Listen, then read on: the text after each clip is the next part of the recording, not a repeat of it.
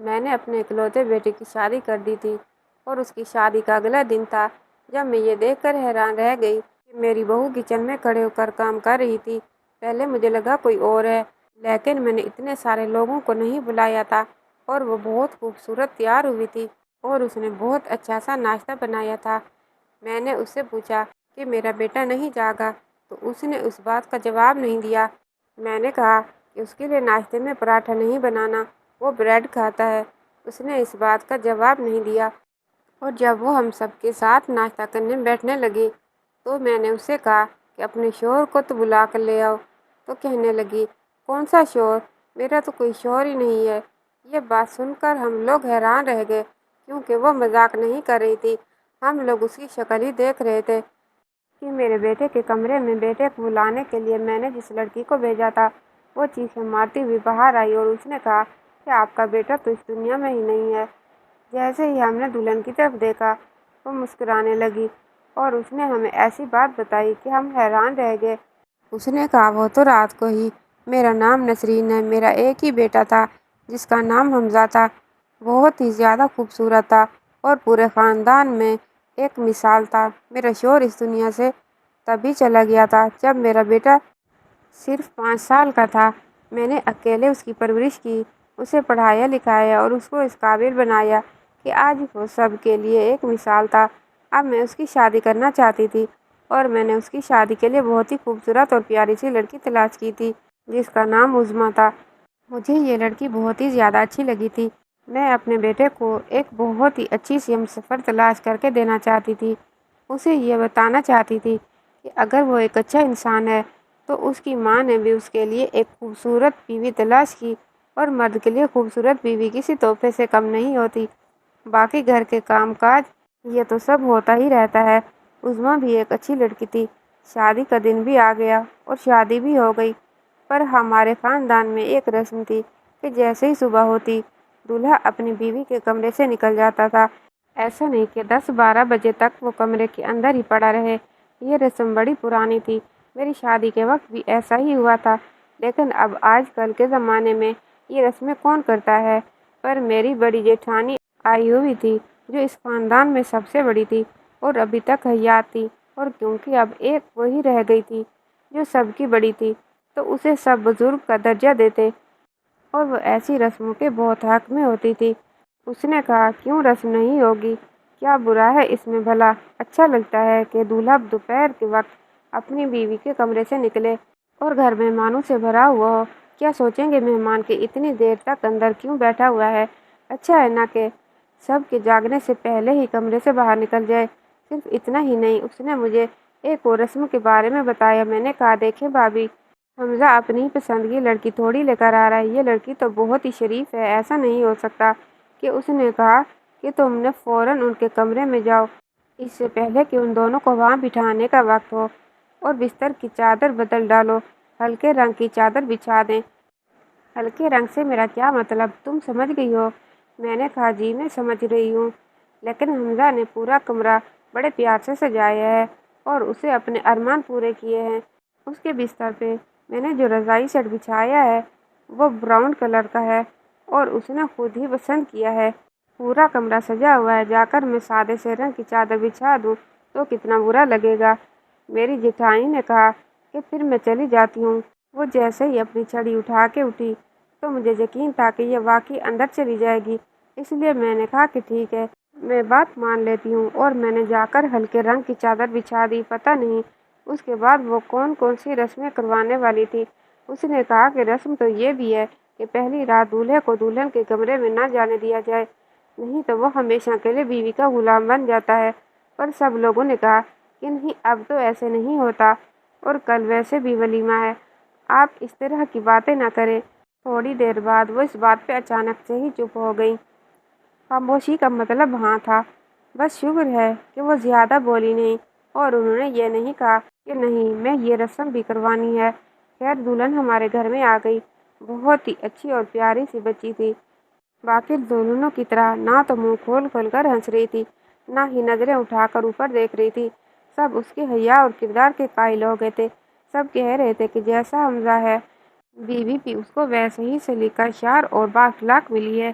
سچ تو کہتے ہیں نا، اچھے مردوں کے لیے اچھی عورتیں ہوتی ہیں۔ میں بہت خوش تھی کیونکہ سب کے سامنے میری عزت بن رہی تھی۔ خیر اسے اس کے کمرے میں بھیج دیا گیا اور تھوڑی دیر کے بعد حمزہ کو بھی میں نے سمجھا بجھا کر بیٹا 4 بجے سے پہلے کمرے سے باہر نکل آنا۔ ویسے تو موسم بدل رہا تھا لیکن تقریباً اذانوں سے پہلے ہی میں نے اسے کمرے سے باہر نکلنے کا کہہ دیا۔ اس نے بھی آگے سے ہاں میں سر ہلا دیا۔ وہ دونوں کمرے میں تھے اور ہم لوگ واپس اپنے کمرے میں آ گئے۔ باتیں کرتے کرتے صبح ہونے والی تھی۔ ہم نے سوچا کہ نہیں سوئیں گے کیونکہ اب سونے کا وقت نہیں ہے، لیکن 2-2:30 بجے کے قریب ہماری آنکھ لگ گئی اور صبح جب ہم لوگ تقریباً نماز کے بعد اٹھے تو مجھے میری ایک بھتیجی نے آ کر عجیب سی بات بتائی۔ اس نے کہا، چاچی دلہن کب سے باہر بیٹھی ہے؟ میں نے کہا کہ کون دلہن، کس کی بات کر رہی ہو؟ تو کہنے لگی، آپ کی دلہن عظمیٰ کی بات کر رہی ہوں، صبح سے باہر بیٹھی ہے۔ میں نے کہا باہر بیٹھی ہے؟ اس نے کہا ہاں، وہ 4 بجے کے قریب باہر لان میں بیٹھی تھی، پھر تھوڑی دیر اندر آ کر بیٹھ گئی، پھر ادھر ادھر پھرتی رہی، ابھی وہ کچن میں ہے۔ میں نے کہا وہ 4 بجے سے کمرے سے باہر کیا کر رہی ہے؟ میں نے اس کو تھوڑی باہر آنے کو کہا تھا۔ میں نے تو حمزہ سے کہا تھا، ٹھیک تو ہے وہ لڑکی؟ کہنے لگی ہاں بالکل ٹھیک ہے، بڑی پیاری لگ رہی ہے، بڑے اچھے سے تیار ہو کے پھر رہی ہے، بڑی خوشبو آ رہی ہے اس سے۔ میں نے کہا اچھا، تو اپنی زبان بند رکھ۔ میں فوراً باہر گئی اور اسے تلاش کرنے لگی۔ وہ باہر تو نہیں بیٹھی تھی لیکن کچن میں کھڑی سب کے لیے ناشتہ بنا رہی تھی۔ میں نے کہا یہ تو کیا کر رہی ہے بیٹا؟ آج تو تمہاری شادی کا پہلا دن ہے اور تم کچن میں چلی گئی ہو۔ نہیں نہیں، ایسا نہیں ہوتا، تمہیں تو 7 دن بعد کچن میں جانا تھا۔ وہ کہنے لگی، کیا ہو گیا ہے امی؟ اگر میں کچن میں کھڑی ہو گئی ہوں تو کھانا بنا دوں گی تو کیا ہو جائے گا؟ اور میں حمزہ سے آپ سب کی پسند ناپسند پوچھ لی ہے، آپ فکر نہ کریں، میں اپنا سارا ناشتہ بنا دوں گی۔ یہ بات مجھے بڑی عجیب لگ رہی تھی، مجھے شرمندگی سی ہو رہی تھی کہ بیچاری اگلے دن ہی کھڑی ہو گئی، سب کے لیے ناشتہ بنایا، اور پھر گھر میں کافی سارے مہمان تھے اور اب میں بار بار اس کو روک نہیں سکتی تھی اور وہ رک بھی نہیں رہی تھی۔ میں نے کہا اچھا ٹھیک ہے، جیسے تمہاری خوشی، لیکن میں نے اپنی 2 بھتیجیوں کو اور گھر میں آئی ہوئی لڑکیوں کو کہا کہ تم بھی ذرا ساتھ بھابھی کی مدد کرو اور اس کو زیادہ کام نہیں کرنے دینا۔ میں واپس آئی تو میری جیٹھانی تک یہ بات پہنچ چکی تھی۔ اس نے کہا کہ تمہاری بہو تو خود ہی باہر آ گئی ہے۔ میں نے کہا جی۔ کہنے لگی، کہیں غلطی سے تم نے اس کو تو نہیں کہہ دیا تھا کہ باہر آ جانا، کیونکہ تمہارا بیٹا تو ابھی تک اندر سو رہا ہے؟ میں نے کہا کہ نہیں، میں نے بیٹے سے کہا تھا۔ میں نے کہا پھر حمزہ کو بھی باہر بلاؤ۔ میں کہنے لگی، اب جب وہ سو رہا ہے تو اس لڑکی میں خود باہر آ گئی ہے تو اس کا باہر نہیں آنے کا کیا مقصد ہے؟ تھوڑا آرام کرنے دیں اس کو، پھر شام میں ولیمہ بھی تو ہے۔ جیٹھانی نے کہا ہاں یہ بات بھی ٹھیک ہے۔ خیر ہم سب نے عظمیٰ کی بہت تعریفیں کی، مجھے بہت ہی خوشی ہو رہی تھی اور مجھے نہیں پتا تھا کہ ابھی میرے اوپر اتنی بڑی قیامت آنے والی تھی۔ مجھے تو ایسے لگ رہا تھا کہ جیسے میں بہت خوش قسمت ہوں، میرا بیٹا بھی بہت اچھا ہے، مجھے بہو بھی بہت اچھی مل گئی ہے۔ اس نے ناشتہ بنا کر ٹیبل پر لگانا شروع کر دیا اور ناشتہ ایسا بنایا کہ ہم سب لوگ حیران رہ گئے۔ ایسا لگتا تھا کہ سب کچھ باہر سے منگوایا ہے، جو چیزیں گھر میں نہیں تھی وہ اس نے چھوٹے کزن کو باہر بھیج کر ساتھ ہی منگوا لی تھی۔ 2 گھنٹے میں ہی سارے لوگوں کے ناشتہ تیار کر کے ٹیبل پہ چن دیا تھا۔ ہم لوگ تو حیران رہ گئے، لیکن جب میں نے ان سے کہا کہ بیٹا جا کر حمزہ کو تو بلا لو تو وہ حیران رہ گئی۔ اس نے میری بات کا جواب نہیں دیا اور کہنے لگی، آپ سب لوگ بیٹھیں۔ میں نے کہا حمزہ کے لیے تو بریڈ بنانی تھی، وہ پراٹھے نہیں کھاتا۔ اس نے بات کا جواب نہیں دیا، بس ہلکا سا مسکرا دی۔ وہ حمزہ کی بات کو ایسے اگنور کر رہی تھی جیسے حمزہ تھا ہی نہیں۔ مجھے اس کی یہ بات بڑی عجیب سی لگی۔ میں ایک لڑکی کو کہا کہ جا کے بھائی کو بلانا، طریقے سے جانا، بس دروازے کے پاس جا کر کھڑی ہو جانا اور دستک دے دینا۔ اس نے کہا ٹھیک ہے۔ عظمیٰ سب لوگوں کو بٹھا رہی تھی، پیار پیار سے کہہ رہی تھی بیٹھیے نا، ان کے لیے کرسیاں پیچھے کر رہی تھی۔ سب لوگ حیران ہو رہے تھے کہ یہ کیا ہو رہا ہے، یہ لڑکی تو بہت ہی زیادہ اچھی ہے کہ آج کل ایسی لڑکیاں مل جاتی ہیں کیا؟ سب اسے پوچھ رہے تھے کیا تمہاری کوئی اور بہن ہے؟ تو اس نے کہا میری 2 بہنیں تھیں لیکن اب وہ نہیں ہیں۔ میں سمجھ گئی کہ ان کی اس بات کا کیا مطلب ہے، شاید اس کا یہی مطلب تھا کہ ان لوگوں کی شادی ہو چکی تھی۔ لیکن جب کوئی اس طرح کی بات کا جواب دیتا ہے تو وہ یہ بھی کہتا ہے کہ جی ان کی شادی ہو گئی ہے۔ وہ کہہ رہی تھی کہ پہلے تھی اب نہیں۔ खैर शायद वो भी थोड़ी घबराई हुई थी और सोच सोच के बोल रही थी। सब लोग नाश्ते के लिए बैठ गए। उसके साथ हमजा की जगह खाली पड़ी थी। सब हमजा का इंतजार कर रहे थे। मैंने एक और कज़न को पीछे भेजा। मैंने कहा वो मारिया हमजा को बुलाने के लिए गई थी, कहाँ रह गई, ज़रा देख कर आओ। थोड़ी देर बाद वो दोनों जो हमजा को बुलाने गई थी, हमें उन दोनों में जो चीखें सुनाई थी और ऐसी चीखें कि हम सब लोग डर गए थे और सब एक साथ उठ के उस तरफ भागे गए जहाँ से चीखों की आवाज़ें आ रही थी। आवाज़ें मेरे बेटे के कमरे की सिंक से आ रही थी।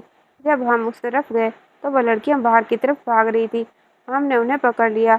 उसमें से एक तो बेहोश हो रही थी। मैंने कहा क्या हो गया है, क्या हो गया है। वो कहने लगी हमजा भाई, हमजा भाई। बस इतना कहा और अंदर की तरफ इशारा किया। कहीं हमजा ने उनको डरा तो नहीं दिया। वो मस्ती मजाक के तो नहीं कि मेरा बेटा भी ऐसा ही था, लेकिन ये लड़कियां तो बहुत ही ज़्यादा डरी हुई लग रही थी। अगर हमजा ने ऐसा किया था तो बहुत बुरा किया था। भला उनसे इस तरह का मजाक करने की क्या ज़रूरत थी।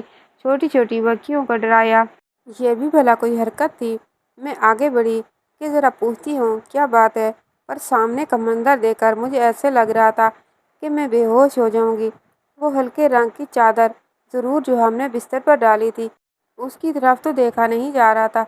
हमजा वो तो बिस्तर के ऊपर नहीं था और ज़मीन पर पड़ा हुआ था, और जिस तरह से पड़ा हुआ था देखकर अंदाज़ा हो रहा था कि कोई न कोई गड़बड़ ज़रूर है। मैं माँ थी। मेरी तो चीखें निकलना शुरू हो गई। मैं फ़ौरन आगे बढ़ी। मैंने कहा मेरा बच्चा, मेरा बेटा, क्या हुआ है। मैंने उसे अपनी बाहों में भर लिया और उसका चेहरा अपनी तरफ किया तो अंदाज़ा हो गया कि मुझ पर क़यामत आ चुकी थी। हम लोग उसे फ़ौरन अस्पताल लेकर भागे। अस्पताल वालों ने कहा कि आपने आने में बहुत देर कर दी। आपके बेटे को इस दुनिया से गए हुए कम से कम 8 घंटे हो चुके हैं। 8 घंटे पीछे का हिसाब लगाया जाए तो ये वही टाइम था जब मेरा बेटा कमरे में गया था और उज़्मा के साथ था। अब सवाल ये था कि अगर वो ज़मीन पर पड़ा था तो फिर वो उसे ज़मीन पर इस तरह छोड़कर, इस बिस्तर को इस हालत में छोड़कर, जिसको देखकर साफ पता चल रहा था कि कुछ बुरा हुआ है, वो कैसे उठ के बाहर आई और आकर तैयार हो गई और सबके लिए नाश्ता बनाने लगी। और जब उससे पूछ रहे थे कि तुम्हारा शोहर कहाँ है, तो वो ठीक से जवाब नहीं दे रही थी। अब सब लोगों ने उससे सवाल करना था। जब डॉक्टर आ गए, ये बताया कि वो 8 घंटे से ही इस दुनिया से जा चुका था, तो उज़्मा ने अपनी चूड़ियाँ तोड़ना शुरू कर दी, ज़ोर ज़ोर से चीखना चिल्लाना शुरू कर दिया और बेहोश हो गई। डॉक्टर ने कहा नर्वस ब्रेकडाउन हो गया है, इसको होश नहीं आ रहा था। उसके माँ बाप भी वहाँ आ गए थे और उल्टा हमसे सवाल करने लगे हैं। जब हमने ये सब कुछ बताया तो वो हैरान रह गए। मैंने कहा आपकी बेटी ही जवाब देगी। तो वो कहने लगे कि अगर हमारी बेटी ने ही ये सब कुछ किया होता तो फिर वो इस तरह सदमा खाकर क्यों बेहोश हो जाती। नर्वस ब्रेकडाउन का मतलब पता है आपको क्या होता है? इसे कोई आम बेहोश होना नहीं नहीं कहते। हो सकता है कि वह हमेशा के लिए कोमा में चली गई हो, उसको कभी होश ना आए, वो कभी वापस ना आए, और आप हैं कि इस तरह की बातें कर रहे हैं। वो लोग तो हमसे ही झगड़ा करने लगे थे, जबकि हमारा इतना बड़ा नुकसान हो गया था। लोगों के इसरार पर हमने पोस्टमार्टम रिपोर्ट भी करवा ली थी, और पोस्टमार्टम रिपोर्ट में सिर्फ इतना आया कि मेरे बेटे को शायद धक्का लगा था और उसे किसी ऐसी चीज़ से शदीद धक्का लगा था जिसकी वजह से वो इस दुनिया से चला गया था। वो धक्का उसे किसने दिया, वो कैसे हुआ, वो खुद ज़मीन पर गिर गया, किसी चीज़ से उसका पाँव फिसल गया था, क्या हुआ क्या नहीं, ये सब लोगों के लिए सवाल बन गया। इधर उज़्मा जो सवाल का जवाब दे सकती थी वो बेहोश हो गई थी। वो अस्पताल में पड़ी थी और उसकी हालत भी गैर थी। मुझे मेरे रिश्तेदारों ने कहा कि लगता है आपके बेटे का पाँव फिसला है और उसके साथ कुछ हुआ है, क्योंकि अगर ऐसा होता तो उसकी बीवी की हालत इतनी बुरी नहीं होती। सब लोगों ने कहा अब तो ये होश में आएगी तो इसके बाद ही पता चलेगा, इससे पहले कुछ भी मुमकिन नहीं। पोस्टमार्टम रिपोर्ट भी हो चुकी थी। मेरे बेटे को मिट्टी के हवाले कर दिया गया। मेरे लिए तो इसकी शादी करवाना ही अजाब बन गया। मेरा इकलौता बेटा था जो इस दुनिया से जा चुका था। मैं उसकी शादी करवाना चाहती थी। मैं खुद उसके लिए लड़की पसंद की थी, उसको खुश देखना चाहती थी। मैंने उसके लिए एक खूबसूरत मगर कम उम्र सी प्यारी सी लड़की पसंद की थी, और जो कुछ भी हुआ था उसके बारे में बिल्कुल भी अंदाज़ा नहीं था। ये एक नागहानी आफत थी। हम पर तो हमारे क़यामत आ गई। अब हमें किसी क़यामत का कोई खौफ नहीं था। मेरी हालत भी बुरी थी। बार बार फ़ोन करके पूछ रही थी عظمیٰ کو آیا یا نہیں، کیونکہ مجھے اس سے پوچھنا تھا اس نے کیا کیا، لیکن اس کو بھی ہوش نہیں آ رہا تھا۔ یہاں تک کہ پورے 10 دن گزر گئے۔ ڈاکٹر نے کہا اگر 2 دن اور گزر گئے تو سمجھیں کہ کوما میں چلے گئی اور واپس نہیں آئے گی، کیونکہ 12 دن کا ہی وقت ہوتا ہے۔ اگر 12 دن تک کوئی نروس بریک ڈاؤن کو جھیل جاتا ہے تو وہ واپس آ جاتا ہے اور یا پھر ہمیشہ کے لیے کوما میں چلا جاتا ہے۔ یہ ایک عام اندازہ ہے، مختلف لوگوں کے ساتھ ساتھ مختلف صورتحال بھی ہو سکتی ہے۔ میں ایک دن ہسپتال چلی گئی، وہ کوما میں پڑی تھی، لیکن اس کے ماں باپ اس کے پاس نہیں تھے۔ اس کے پاس بیٹھ گئی اور میں نے کہا تمہیں بڑی خوشی سے اپنی بہو بنا کر لائی تھی، اب تم ہی بتاؤ کہ تم نے میرے بیٹے کے ساتھ کیا کیا ہے؟ کہیں تم نے اس کو کوئی دکھ تو نہیں دیا؟ تم نے نہیں کیا تو پھر تمہارے ساتھ بھی بہت برا ہوا، پھر تم بھی میرے جیسی ہو، میں تمہارا دکھ تمہارا درد سمجھ سکتی ہوں اور ہم مل کے اس کی یاد میں آنسو بہائیں، کیونکہ ہم اس کے علاوہ کچھ کر نہیں سکتے، لیکن خدا کے لیے ہوش میں آ جاؤ تاکہ پتہ تو چلے تم میری دکھ کے ساتھی ہو یا پھر میری سب سے بڑی دشمن ہو۔ میرے بیٹے نے تمہارا کیا بگاڑا تھا؟ وہ تو کسی کو کچھ نہیں بگاڑ سکتا تھا۔ کچھ لوگ مجھے یہ بھی کہہ رہے تھے کہ آج کل لڑکوں کا کوئی پتہ نہیں چلتا، ہو سکتا ہے آپ کے بیٹے نے پہلے ہی عظمیٰ کے ساتھ کچھ برا کیا اور اس نے شادی کے بعد بدلہ لے لیا ہو سکتا ہے اس نے اسے گلی محلے میں کہیں آتے جاتے چھیڑا ہو یا اس کے ساتھ کوئی اور ایسی حرکت کی ہوگی جس کی وجہ سے وہ اتنا انتہائی قدم اٹھانے پر مجبور ہو گئی اور شادی کر کے اس نے یہ سب کچھ کر دیا۔ لیکن ایسا نہیں ہو سکتا تھا، کیونکہ شادی سے پہلے میں نے اسے عظمیٰ کی تصویر دکھائی تھی اور اس نے بھی تصویر دیکھی تھی۔ ایسا ہوتا تو پہلے ہی بتا دیتا، اور یہ لوگ شادی سے کتنا خوش تھے۔ میں نے شادی کی ویڈیو بھی دیکھی تھی، کوشش کر رہی تھی دیکھنے کی کہ کہیں مجھے کوئی ایسی بات مل جائے جس پر میری نظر نہ گئی ہو، لیکن وہ لوگ واقعی بہت خوش تھے، لڑکی بھی بہت خوش تھی اور میرا بیٹا بھی۔ پھر ایسا کیسے ہو گیا؟ بات اس مقام تک کیسے پہنچ گئی؟ کوئی جواب دینا، ظاہر ہے وہی جواب دے سکتی تھی۔ ابھی میں اسی سے باتیں کر رہی تھی، رو رہی تھی، جب ڈاکٹر صاحبہ اندر آئی اور اس کو پتہ تھا کہ میں اس کی ساس ہوں۔ میں نے کہا ڈاکٹر صاحب کوئی امید ہے؟ تو اس نے کہا کہ امید ہے، لیکن اتنی جتنی پہلے تھی، لیکن آپ فکر نہیں کریں، مجھے یقین ہے کہ یہ لڑکی ٹھیک ہو جائے گی۔ میں نے کہا آپ خود ہی کہہ رہے ہیں کہ امید نہیں ہے، تو پھر کیسے ٹھیک ہو جائے گی؟ اس نے کہا کیونکہ ایسا پہلے بہت دفعہ ہو چکا ہے۔ یہ سن کر میں حیران ہوئی۔ میں نے کہا کیا مطلب؟ کیا آپ یہ کیا کہنا چاہتے ہیں؟ اس لڑکی کے ساتھ پہلے بھی ہو چکا ہے؟ اس نے کہا ہاں بالکل، میں ہی تو اس کا ڈاکٹر ہوں، اتنے سالوں سے میں ہی تو اس کا علاج کر رہا ہوں۔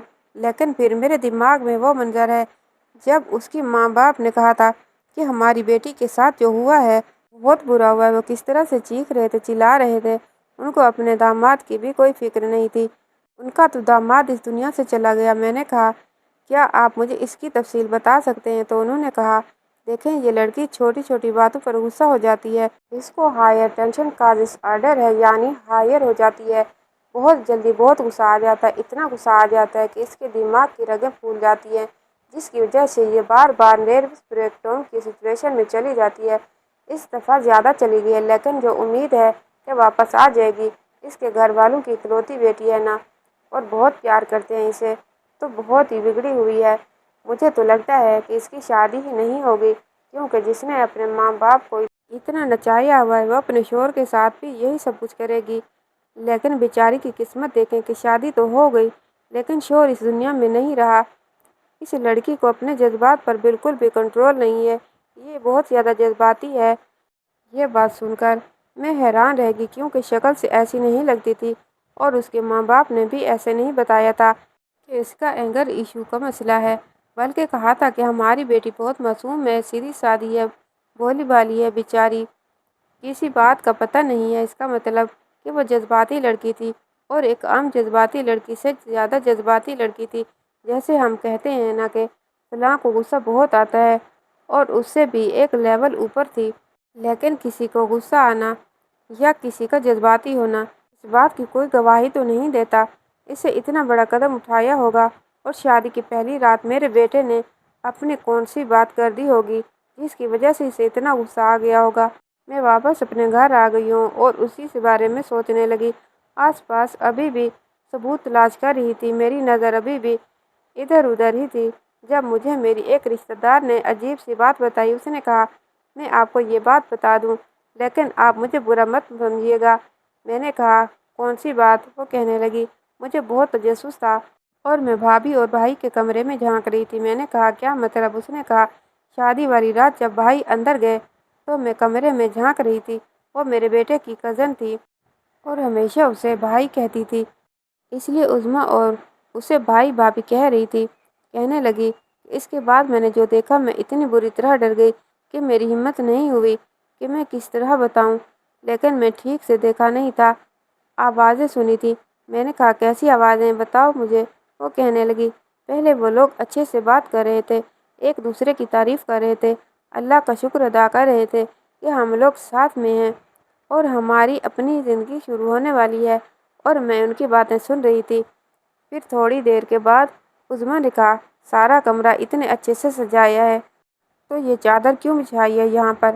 بھائی نے کہا مجھے نہیں پتا کہ یہ چادر کیوں بچھائی گئی ہے، میں تو خود حیران ہوں، پہلے تو کوئی اور چادر تھی۔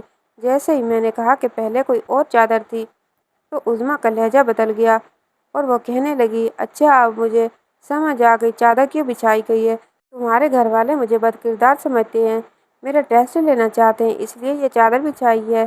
بھائی بار بار کہہ رہا تھا کہ مجھے ان معاملات کے بارے میں نہیں پتا اور میری امی ایسی نہیں ہے، اس لیے مجھے نہیں لگتا کہ جو تم کہہ رہی ہو ویسی کوئی بات ہو۔ لیکن وہ مزید غصہ ہونے لگی۔ اس نے کہا مجھے ہاتھ مت لگانا، چلے جاؤ یہاں سے، ان کو ثبوت چاہیے نا، میں دیتی ہوں ان کو ثبوت، ایسا ثبوت دوں گی کہ ساری زندگی یاد رکھیں گے۔ یہ ہے میرا سسرال جنہوں نے آتے ہی مجھ پر اتنا بڑا الزام لگا دیا، کیا سمجھتے ہیں مجھے کہ میرا پہلے کسی اور کے ساتھ چکر رہ چکا ہے؟ ایسا گھٹیا سمجھ لیا مجھے؟ نہیں چھوڑوں گی کسی کو بھی، نہیں معاف کروں گی۔ عظمیٰ یہ بے عزتی کبھی نہیں بھولے گی، کبھی نہیں۔ اچانک سے ایسے لگنے لگا جیسے عظمیٰ کو بہت زیادہ سانس چڑھ گیا ہو اور وہ پاگلوں کی طرح ادھر ادھر پھرنے لگی ہو۔ تھوڑی دیر کے بعد کسی زوردار ضرب کی آواز آئی اور اس کے بعد خاموشی ہو گئی۔ میں وہاں سے بھاگ گئی۔ مجھے معاف کر دیں، مجھے نہیں پتا تھا کہ مجھے یہ بات پہلے بتانی چاہیے تھی یا نہیں، لیکن شاید یہ سب کچھ اسی نے کیا، تبھی تو وہ اتنے آرام سے کمرے سے نکلی۔ وہ جتنی نارمل نظر آ رہی تھی وہ اتنی ہی نارمل نہیں تھی۔ مجھے تو لگتا ہے کہ وہ پاگل ہے۔ میں نے اس لڑکی کو بہت ڈانٹا اور کہا کہ یہاں سے چلی جاؤ، لیکن مجھے بات سمجھ آ گئی تھی یہ سب عظمیٰ نے کیا تھا کیونکہ وہ پاگل تھی، ذہنی مریضہ تھی۔ شاید اسے اس بات پر غصہ آ گیا کہ ہم لوگ اس کا ٹیسٹ لینے کی کوشش کر رہے ہیں، اس کی پاک دامنی کا ٹیسٹ، اور اگر ایسا تھا تو پھر اس سب کی وجہ میری جیٹھانی تھی۔ اس نے کہا تھا کہ جاؤ جا کر چادر بدل ڈالو، اور اس طرح کی حرکت کی وجہ سے آج میرا بیٹا دنیا سے جا چکا تھا، لیکن اس کا مطلب یہ سب عظمیٰ نے ہی کیا تھا۔ میں نے اس لڑکی کو کہا تھا کہ تمہیں گواہی دینی ہوگی۔ وہ کہنے لگی میں گواہی دینے کو تیار ہوں، لیکن جیسے ہی ہسپتال گئی اس کے کمرے کی طرف بڑھی تو وہ بستر پر نہیں تھی۔ میں حیران ہو گئی، مجھے لگا شاید ہسپتال والوں نے اس کو کسی اور جگہ شفٹ کیا ہے، اور اس ڈاکٹر نے بتایا کہ اس کو تو کل کے رات کا ہوش آ گیا تھا۔ جیسے ہی آپ گئی اس کو ہوش آ گیا اور اس کے ماں باپ آج صبح سے لے کر چلے گئے۔ میں اس کے گھر پہنچی تو وہاں جا کر پتہ چلا کہ وہ لوگ وہاں سے بھاگ چکے تھے۔ شاید اس نے اپنے ماں باپ کو بتا دیا تھا کہ یہ سب کچھ اس نے کیا، اور پولیس اور جیل کی ڈر سے وہ وہاں سے چلی گئی۔ اس بات کو 4 سال ہو گئے، عظمیٰ اور اس کے ماں باپ واپس نہیں آئے اور میرا بیٹا اس دنیا سے چلا گیا۔ آخر انہوں نے ہم سے جھوٹ کیوں بولا؟ اپنی پاگل لڑکی کی شادی ہمارے بیٹے سے کیوں کروائی؟ کس کو ذمہ دار ٹھہراؤں؟ ان ماں باپ کو جو اپنی پاگل بیٹی کی شادی یہ سوچ کر کروانا چاہتے ہیں کہ شادی کے بعد ٹھیک ہو جائے گی۔ میں اپنی جیٹھانی کو جس نے ایک فضول سی رسم کے پیچھے یہ سب کچھ کروایا اور میرا بیٹا اس دنیا سے چلا گیا۔ اب آپ لوگ بتائیں کہ اس میں غلطی کس کی تھی؟ کہانی کیسی لگی کمنٹ باکس میں رائے کا اظہار کیجیے گا، اور کہانی کو لائک اور چینل کو سبسکرائب کیجیے گا۔ انشاءاللہ تعالیٰ اگلی کہانی کے ساتھ حاضر ہوں گے، تب تک کے لیے اللہ حافظ۔